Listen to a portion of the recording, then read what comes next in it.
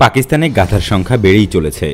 চলতি ২০-২১ অর্থ বছরে পাকিস্তানে গাধার সংখ্যা প্রায় ১ লাখ বেড়েছে, যার ফলে পাকিস্তানে মোট গাধার সংখ্যা দাঁড়িয়েছে ৫৬ লাখে। গত বছরে একই সংখ্যা ছিল ৫৫ লাখের আশেপাশে।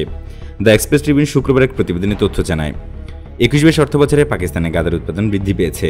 একই সাথে গাধা রপ্তানির জন্য নতুন নতুন দেশের খোঁজ করেছে পাকিস্তান। বিশ্বে গাধা উৎপাদনে তৃতীয় এই দেশটির গাধার মূল ক্রেতা মূলত চীন। গাধার মাংস এবং চামড়া হতে উৎপাদিত বিশেষ মেডিসিন এবং তেলের চাহিদা প্রতি বছরই চীনে বেড়ে চলেছে। এর আগের বছর ৫৫ লক্ষাধিক গাধা থাকলেও এই বছর পাকিস্তানে গাধার সংখ্যা ৬৬ লাখেরও বেশি দাঁড়িয়েছে।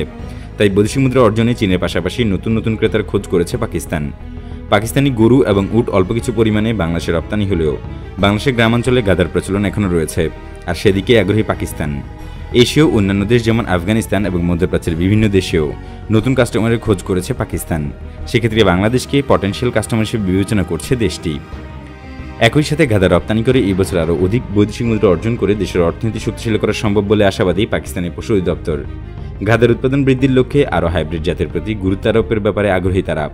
ওই প্রতিবেদনে বলা হয়েছে, চীনে এই গাধা রপ্তানি করে পাকিস্তান প্রচুর অর্থ উপার্জন করে।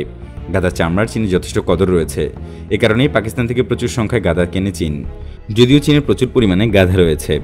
গাধা চামড়া থেকে তৈরি জেলেটিন ঔষধি গুণ রয়েছে। এটি রক্তের কাজ বৃদ্ধি করতে এবং প্রতিরোধ ক্ষমতা বাড়াতে সাহায্য করে।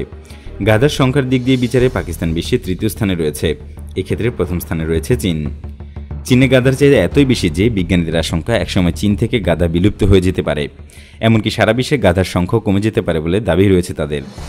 উল্লেখ্য, প্রতি বছর কোরবানির ঈদে স্বল্প সংখ্যক গরু ও উট পাকিস্তান থেকে বাংলাদেশে আমদানি করা হয়। দেশীয় খামারিদের প্রচেষ্টার ফলে গরু, মহিষ, ছাগল উৎপাদনে বাংলাদেশ ইতিমধ্যে স্বয়ংসম্পূর্ণতার দ্বারপ্রান্তে রয়েছে।